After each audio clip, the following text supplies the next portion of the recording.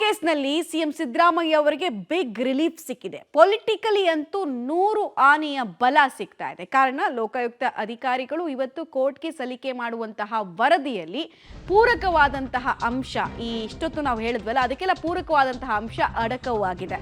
ಹಾಗಾದ್ರೆ clean chit ಕೊಡೋದಕ್ಕೆ ಮುಂದಾಗಿರುವಂತಹ ಲೋಕಾಯುಕ್ತ ಅಧಿಕಾರಿಗಳ ಫೈಂಡಿಂಗ್ಸ್ ಏನು, ಸಿದ್ದರಾಮಯ್ಯ ಕುಟುಂಬಕ್ಕೆ ಯಾವ ರೀತಿ ನಿರಾಳತೆ ಸಿಗ್ತಾ ಇದೆ, ಎಲ್ಲದರ ಡೀಟೇಲ್ಸ್ ಇದು.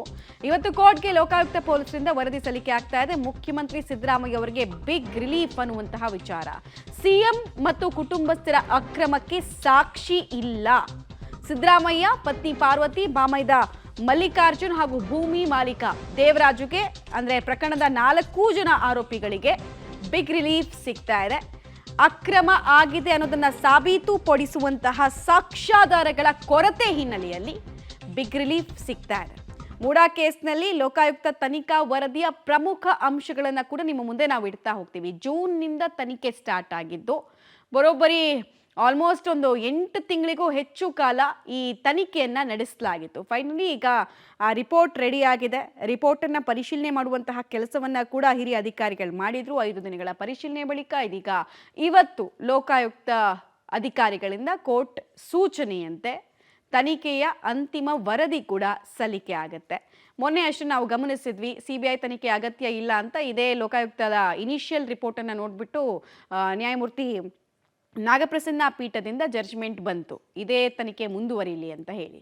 ಸೊ ಯಾವ್ಯಾವ ಅಂಶಗಳ ಅಡಕವಾಗಿದೆ ಮತ್ತೆ ಹಿಂದೆ ಈ ಪ್ರಕರಣದಲ್ಲಿ ತನಿಖೆ ಅಗತ್ಯ ಇದೆ ಅಂತ ಕೋರ್ಟ್ ಅಭಿಪ್ರಾಯ ಪಟ್ಟು ಡೈರೆಕ್ಷನ್ಸ್ ಕೊಟ್ಟಿತ್ತಲ್ಲ ಲೋಕಾಯುಕ್ತಕ್ಕೆ, ಅನುಮಾನಗಳಿಗೆ ಉತ್ತರ ಕೊಡುವಂತಹ ವಿಚಾರ ಆಗಿದೆಯಾ ಇಲ್ಲಿ ಒಂದು ಪ್ರಶ್ನೆ ಇದೆ. ಎರಡನೇದು, ಇಡಿಯಿಂದ ತನಿಖೆ ಆಗ್ತಾ ಇದೆಯಲ್ಲ, ಅವರು ಕೂಡ 2 ರಿಪೋರ್ಟನ್ನು ಕೊಟ್ಟಿದ್ದಾರೆ. ಅದನ್ನ ಅಡ್ರೆಸ್ ಮಾಡುವಂತಹ ಕೆಲಸ ಈ ರಿಪೋರ್ಟ್ನಲ್ಲಿ ಆಗಿದೆಯಾ ಅನ್ನೋದು 2ನೇ ಪ್ರಶ್ನೆ. ಹಾಗಾದ್ರೆ ಲೋಕ ತನಿಖೆಯ ವರದಿಯ ಪ್ರಮುಖ ಅಂಶಗಳನ್ನು ನೋಡ್ತಾ ಹೋಗೋದಾದ್ರೆ, ಈ ಪ್ರಕರಣದಲ್ಲಿ ಸಿಎಂ ಮತ್ತು ಅವರ ಕುಟುಂಬಸ್ಥರೇ ಅಸಲಿ ಸಂತ್ರಸ್ತರು. ಯಾರು ಆರೋಪಿತ ಸ್ಥಾನದಲ್ಲಿದ್ರೋ ಅವರೇ ವಿಕ್ಟಿಮ್ಸ್ ಈ ಪ್ರಕರಣದಲ್ಲಿ ಅನ್ನೋದನ್ನ ಲೋಕಾಯುಕ್ತ ತನಿಖಾ ಅಧಿಕಾರಿಗಳು ಹೇಳ್ತಾ ಇದ್ದಾರೆ. ಪಾರ್ವತಿಯವರು 3 ಎಕರೆ 16 ಗುಂಟೆ ಜಮೀನನ್ನ ಕಳ್ಕೊಂಡಿದ್ದಾರೆ. ಇದು ಲೋಕಾಯುಕ್ತ ಅಧಿಕಾರಿಗಳು ಹೇಳ್ತಾ ಇರೋದು. ಪಾರ್ವತಿಯವರು 3 ಎಕರೆ 16 ಗುಂಟೆ ಜಮೀನನ್ನು ಕಳ್ಕೊಂಡಿದ್ದಾರೆ. 2004ರಲ್ಲಿ ಮಧ್ಯವರ್ತಿಗಳ ನೆರವಿನಿಂದ ಜಮೀನು ಖರೀದಿ ಮಾಡುವಂತಹ ಕೆಲಸವನ್ನ ಮಲ್ಲಿಕಾರ್ಜುನ್ ಸ್ವಾಮಿಯವರು ಮಾಡ್ತಾರೆ. ಒಬ್ಬರೊಬ್ರು ಪಾತ್ರದ ಬಗ್ಗೆ ಕೂಡ ಇನ್ ಡೀಟೇಲ್ ಆಗಿ ಅಲ್ಲಿ ಹೇಳೋ ಕೆಲಸ ಆಗಿದೆ. ಹಾಗೆ ಕೆಸರೆ ಗ್ರಾಮದ ಜಮೀನು ದೇವರಾಜುಗೆ ಪಿತ್ರಾರ್ಜಿತವಾಗಿ ಬಂದಿತ್ತು. ಭೂಮಿ ಮಾಲೀಕನ ವಿಚಾರದಲ್ಲೂ ಅನುಮಾನಗಳಿತ್ತಲ್ಲ, ಅದೆಲ್ಲ ಅಲ್ಲ, ಪಿತ್ರಾರ್ಜಿತವಾಗಿ ಆಸ್ತಿ ಬಂದಿದ್ದು ಅನ್ನೋದನ್ನು ಹೇಳಿದ್ದಾರೆ. ಮತ್ತೆ CT ಕುಮಾರ್ ಅಧಿಕಾರದ ಯಾವುದೇ ದುರ್ಬಳಕೆ ಅಥವಾ ಪ್ರಭಾವವನ್ನ ಈ ಪ್ರಕರಣದಲ್ಲಿ ಬೀರಿಲ್ಲ ಅನ್ನೋದು ಇವರ ಪಾತ್ರಕ್ಕೆ ಸಂಬಂಧಪಟ್ಟಂತೆ ಕೂಡ ಲೋಕಾಯುಕ್ತ ಅಧಿಕಾರಿಗಳ ಫೈಂಡಿಂಗ್ಸ್ ಹೇಳ್ತಾ ಇದೆ. ಸಿಎಂ ಪತ್ನಿ ಗಮನಕ್ಕೆ ಬಾರದಂತೆ ಮೂಡಾದಲ್ಲಿ ಕೆಲ ಪತ್ರ ವ್ಯವಹಾರಗಳು ನಡೆದಿದೆ. ಇದು ಆಶ್ಚರ್ಯಕ್ಕೂ ಕಾರಣ ಆಗುತ್ತೆ. ನೋಡೋಣ ಕೋರ್ಟ್ ಇದ್ರ ಬಗ್ಗೆ ಏನು ಅಭಿಪ್ರಾಯವನ್ನ ಪಡುತ್ತೆ ಅಂತ. ಅವ್ರ ಪ್ರಕಾರ ಪಾರ್ವತಿ ಅವರಿಗೆ ಗೊತ್ತೇ ಇಲ್ಲ, ಹಿಂಗಾಗಿ ಅವರೇ ವಿಕ್ಟಿಮು ಅಂತ. ಮೂಡಾದ ಆಯುಕ್ತರು ಮತ್ತು ಅಧಿಕಾರಿಗಳ ನಡವಳಿ ದುರ್ಬಳಕೆಯನ್ನು ಮಾಡ್ಕೊಂಡಿದ್ದಾರೆ. ಯಾರಿಗೋಸ್ಕರ ಅನ್ನೋದನ್ನ ಅಡ್ರೆಸ್ ಮಾಡಿದೆಯಾ ನೋಡ್ಬೇಕಾಗತ್ತೆ. ಬಟ್ ಅಧಿಕಾರಿಗಳು ವಿಪರೀತವಾಗಿ ಅವ್ರಿಗೆ ಬೇಕಾದಂಗೆ ಫೇವರಿಸಮ್ ಮಾಡ್ಕೊಂಡು ಬಿಟ್ಟಿದ್ದಾರೆ ಅಂತ. ಯಾರ್ದು ಪ್ರಭಾವದ ನೆರಳು ಇಲ್ಲ ಅನ್ನೋದು ಲೋಕಾಯುಕ್ತ ಅಧಿಕಾರಿಗಳ ಮಾತು. ಮಾಜಿ ಆಯುಕ್ತ ನಟೇಶ್ ಸಾಕಷ್ಟು ಅಕ್ರಮ ನಡೆಸಿದಂತಿದೆ, ಅವ್ರ ವಿರುದ್ಧ ತನಿಖೆ ಆಗಬೇಕಾಗಿದೆ. 2016ರಿಂದ 2024ರವರೆಗೂ ನಡೆದಂತಹ ಸೈಟ್ ಮರು ಹಂಚಿಕೆ ತನಿಖೆ ಪ್ರಗತಿಯಲ್ಲಿದೆ. ಅದೇ 50-50 ಅನುಪಾತದ ಪ್ರಕರಣ ಇತ್ತಲ್ಲ, ಅದು ತನಿಖೆಯ ಪ್ರಗತಿ ಹಂತದಲ್ಲಿದೆ ಅನ್ನೋದನ್ನ ರಿಪೋರ್ಟ್ನಲ್ಲಿ ಹೇಳಲಾಗಿದೆ. ಇಷ್ಟು ಮಾತ್ರ ಅಲ್ಲ, ಇನ್ನೂ ಮುಂದುವರೆದು ಸಿಎಂ ವಿರುದ್ಧ ಮತ್ತು ಕುಟುಂಬದ ವಿರುದ್ಧ ಈ ಪ್ರಕರಣದಲ್ಲಿ ಹಂತ ಹಂತವಾಗಿ ಪ್ರಭಾವವನ್ನು ಬೀರಿದ್ರು ಅನ್ನೋದಕ್ಕೆ ಯಾವುದೇ ಸಾಕ್ಷಿಗಳು ಸಿಕ್ಕಿಲ್ಲ. ಈಗ ಸ್ನೇಹಮಯಿ ಕೃಷ್ಣ ಸೇರಿದಂತೆ ಇಡಿ ಅಧಿಕಾರಿಗಳು ಏನು ಪ್ರಶ್ನೆಯನ್ನು ರೇಸ್ ಮಾಡಿದ್ರು, DCM ಆಗಿದ್ದಾಗ ಡಿನೋಟಿಫಿಕೇಶನ್ ಆಯಿತು, CM ಆದಾಗ ಈ ಸೈಟ್ ಹಂಚಿಕೆ ಆಯಿತು ಅಂತಲ್ಲ, ಅದಕ್ಕೆಲ್ಲ ಸಾಕ್ಷಿನೇ ಇಲ್ಲ. ದಾನವಾಗಿ ಬಂದಂತಹ ಜಮೀನನ್ನ ಮೂಡಾ ತಮ್ಮ ವಶಕ್ಕೆ ಪಡೆದಿತ್ತು ಅನ್ನೋದನ್ನ ಈ ಕೆಸರೆ ಗ್ರಾಮಕ್ಕೆ ಸಂಬಂಧಪಟ್ಟಂತೆ ಕೂಡ ಉಲ್ಲೇಖ ಮಾಡಲಾಗಿದೆ. ದೇವರಾಜು ಬಳಿ ಕಾನೂನು ಪ್ರಕಾರವಾಗಿಯೇ ಜಮೀನನ್ನ ಮಲ್ಲಿಕಾರ್ಜುನ್ ಸ್ವಾಮಿ ಖರೀದಿ ಮಾಡಿದ್ರು ಅನ್ನೋದನ್ನ ಹೇಳಲಾಗಿದೆ. ದೇವರಾಜು ಅವ್ರಿಗೆ ಬಂದಿದ್ದ ಭೂಮಿನೇ ಅಕ್ರಮ. ಆಕ್ಚುಲಿ ಅಲ್ಲೂ ಕೂಡ ಬೇನಾಮಿ ಚಟುವಟಿಕೆಗಳು ನಡೆದಿದೆ ಅನ್ನೋದು ಇಡಿ ಅಭಿಪ್ರಾಯ. ಬಟ್ ಅದಕ್ಕೆ ವ್ಯತಿರಿಕ್ತವಾಗಿ ಈ ರಿಪೋರ್ಟ್ನಲ್ಲಿ ಉಲ್ಲೇಖ ಆಗಿದೆ. 98ರಲ್ಲಿ ಈ ಜಮೀನನ್ನ ಸರ್ಕಾರ ಡಿನೋಟಿಫೈ ಮಾಡಿತ್ತು. ಇಲ್ಲೇ ಪ್ರಶ್ನೆ ಇದ್ದಿದ್ದು, ಆಗ DCM ಆಗಿತ್ತು ಯಾರು ಅನ್ನೋ ಪ್ರಶ್ನೆಯನ್ನ ಸ್ನೇಹಮಯಿ ಕೃಷ್ಣ ಅವ್ರು ಕೇಳಿದ್ರು. ಬಟ್ ಆ ಥರದ್ದು ಯಾವುದು ಪ್ರಭಾವ ಬೀರೋದಕ್ಕೆ ಒಂದು ಪತ್ರ ಬರಬೇಕು ಅಥವಾ ಯಾವುದಾದ್ರು ಅಧಿಕಾರಿಗಳದ್ದು ಹೇಳಿಕೆಗಳು ಬೇಕು, ಅದು ಯಾವುದು ಆಗಿಲ್ಲ ಅನ್ನೋದು ಫೈಂಡಿಂಗ್ಸ್ನ ಪ್ರಮುಖ ಭಾಗ. ಲೋಕಾಯುಕ್ತ ತನಿಖೆಯಲ್ಲಿ ನಕಲಿ ಸಹಿ ಕಂಡು ಬಂದಿಲ್ಲ, ಸೈನ್ ಫೋರ್ಜರಿ ಆಗಿಲ್ಲ ಅನ್ನೋದನ್ನು ಕೂಡ ಹೇಳಲಾಗ್ತಾ ಇದೆ. ಸೊ ಅಧಿಕಾರಿಗಳದ್ದು ಕೆಲವ್ರದ್ದು ತಪ್ಪಿದೆ ಅನ್ನೋದು ಲೋಕಾಯುಕ್ತ ತನಿಖೆಯ ಒಟ್ಟಾರೆ ಸಾರಾಂಶ ಆಗ್ತಾ ಇದೆ. ಹಾಗೆ ಆರೋಪಿತ ಸ್ಥಾನದಲ್ಲಿ ಇದ್ದವರು ಎಲ್ಲರೂ ವಿಕ್ಟಿಮ್ಸು ಅನ್ನೋ ಅರ್ಥದಲ್ಲಿ ಮಾತಾಡಿದ್ದಾರೆ. ಜಮೀನು ಕಳ್ಕೊಂಡವರು ಮತ್ತೆ ಜಮೀನನ್ನು ಕೇಳೋದು ಅವರ ಅಧಿಕಾರ. ಜಸ್ಟಿಸ್ ನಾಗಪ್ರಸನ್ನ ಪೀಠ ಒಂದು ಪ್ರಶ್ನೆಯನ್ನು ಕೇಳಿತ್ತು. ಇವರು ಜಮೀನು ಕಳ್ಕೊಂಡಿದ್ದು 40 ಕಿಲೋಮೀಟರ್ ದೂರದಲ್ಲಿ, ಹೃದಯ ಭಾಗದಲ್ಲಿ ಹೆಂಗೆ ಇವರಿಗೆ ಸೈಟ್ ಕೊಟ್ಟರು ಅಂತ. ಬಟ್ ಇದಕ್ಕೆ ಕಾಂಟ್ರಡಿಕ್ಟರಿಯಾಗಿ ಒಂದಷ್ಟು ಫೈಂಡಿಂಗ್ಸನ್ನು ಇವರು ಮಾಡಿದ್ದಾರೆ.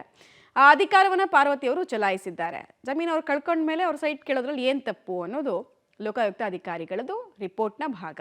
ಭೂಮಿ ಖರೀದಿ ದಾನದ ವೇಳೆ ಯಾವುದೇ ಅಕ್ರಮ ಮತ್ತು ಪ್ರಭಾವ ಬೀರಿಲ್ಲ. ಅಂದರೆ ಪತ್ರ ಸಿಕ್ಕಿರೋದು, ಆಡಿಯೋ ರೆಕಾರ್ಡ್ ಸಿಕ್ಕಿರೋದು ಅಥವಾ ಇನ್ಯಾರೋ ಬಂದು ಸಾಕ್ಷ್ಯ ನೋಡಿದಿರೋದು ಅಂಥದ್ದು ಯಾವುದೂ ಕೂಡ ಸಿದ್ದರಾಮಯ್ಯ ಅವರ ಪಾತ್ರದಲ್ಲಿ ಇಲ್ಲ, ಕಂಡು ಬಂದಿಲ್ಲ ಅನ್ನೋದು ಅವ್ರ ಮಾತು. ಮತ್ತು 1.16 ಲಕ್ಷ ಚದರಡಿ ಜಮೀನನ್ನು ಪಾರ್ವತಿಯವರು ಕಳ್ಕೊಂಡಿದ್ರು.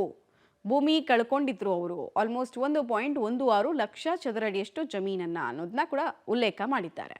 ಇಷ್ಟು ಮಾತ್ರ ಅಲ್ಲ, ಇನ್ನೂ ಮುಂದುವರೆದ ಭಾಗವಾಗಿ ಈ ಜಮೀನಿಗೆ ಬದಲಾಗಿ ಅವರಿಗೆ ಸೈಟ್ಗಳನ್ನು ಕೊಡೋ ಕೆಲಸ ಆಯಿತು ಅಂತ ಹೇಳಿದ್ದಾರೆ. 2010ರಲ್ಲಿ ತನ್ನ ಸಹೋದರಿ ಪಾರ್ವತಿ ಅವರಿಗೆ ಜಮೀನನ್ನು ದಾನವಾಗಿ ಮಲ್ಲಿಕಾರ್ಜುನ ಸ್ವಾಮಿಯವರು ಕೊಟ್ಟರು.